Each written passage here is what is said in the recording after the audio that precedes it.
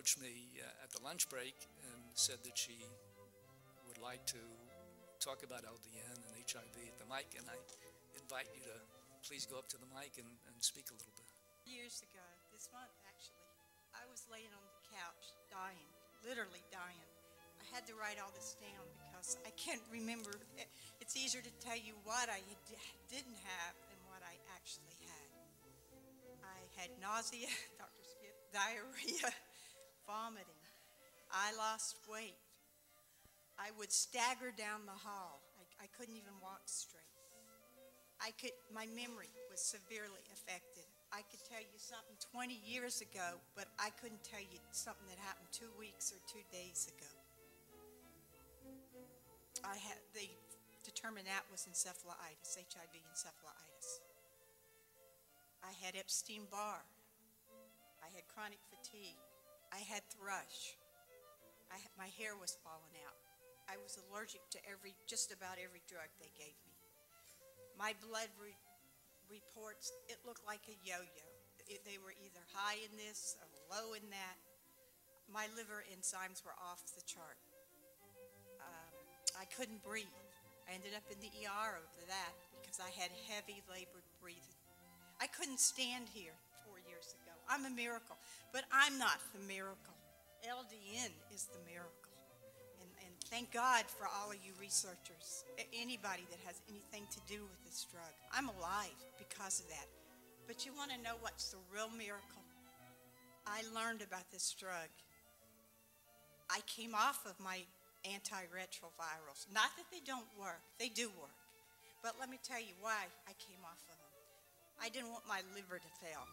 I didn't want to have a heart attack. I didn't want to have my kidneys to fail. I didn't want to have neuropathy. And I certainly didn't want those buffalo humps, disfigurement. They have nasty and the diarrhea and the nausea again. Nothing but bad side effects. So I decided to be like Peter and get out of the boat and walk on the water.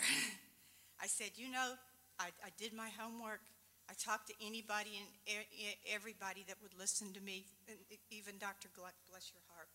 I would email Dr. Gluck. This was before I came off. I mean, after I came off. But he and Dr. Skip, they were always there for me, always answer my emails, always concerned, and I thank you for that. But I decided this was my life, and I had to do what I thought in my heart was the right thing to do. So almost 2 years ago, against my doctors, against my husband, I stopped the meds. But I never looked back. And you know what? I've never had one opportunist infection. Not one. And that's what kills AIDS persons. Not AIDS, not HIV, but the opportunist infections, because your immunity is so pulled down, you get other diseases. But I've never had a cold. I've never had not one thing since I went on LDN. And I had to share this with all of y'all because it's made such a difference in my life. I would never, these people I hear on the blogs, what if I come off? Why would you want to come off? I mean, we have a miracle drug here now. We don't have to wait 20 years from now or 50 years from now. It's here right now. It's just, we all have to do our part and get the word out. That's what it's taking. You know, I still go to my doctors. Not that they're doing anything for me. Don't sit down before you tell us how you're doing with your labs. Okay, that's another miracle. When I came off my CD4s were never great to start with. When I was sick and dying, they were 78, which is pretty low. And then I got on the meds, and the highest they've ever been on the meds was 232. So when I came off the meds, went on the LDN, they did take a plummet. But they've been over a year and a half, they've been in the 80s. They've never, actually one time they increased 50 points only on the LDN. Right. So, but then they stabilized about 80. I just think that for me, that I have had so many problems in life. I think that my CD4s were probably always low. That's something we don't know because they don't generally measure your CD4s unless there's a reason to. They don't measure them on healthy people. Are they measuring your viral count? Yes, they measure everything. I'm always greater than 100,000, and that's because that's the limit to the machine that they send mine to. I really don't know what my viral load is, but I really don't care because to me, my whole outlook on AIDS is probably totally different than everybody's sitting here. I don't put a lot of stock in viral load. I don't put a stock in a CD4. I don't need a test to tell me I'm alive and how I feel.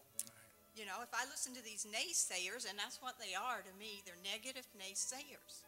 You know, I would be on those toxic drugs. I wasn't going to do that. But I'm not the normal patient. Most patients, for good or bad, will listen to their doctors. They will take what they prescribe, and they'll believe what they tell them. I had the conversation with Vicki here. Doctor tells you you're going to die in 6 months. Well, if you accept that mentally, you're going to be dead. You may as well go see the mortician. My outlook has always been different. I'm a cancer survivor, so when somebody told me you have AIDS, I'm like, well, okay, big deal. I mean, I looked at it this way. I wasn't happy to get AIDS, but I was happy to get a diagnosis. I figured I beat one incurable disease, I can beat this. So I think, and that wasn't touched on, I wanted to ask the doctor with his patients that some of them did well on LDN and others died, and I thought to myself, I bet it has to do with their mental frame of mind. If they've accepted their problem is it's hopeless, then I think that plays a lot into it. My doctors can't scare me into taking the meds because I won't do it. But they still follow me because I think they're curious. They don't understand it, but I'm hoping over time they will understand. Outstanding. Just wonderful. Thank you.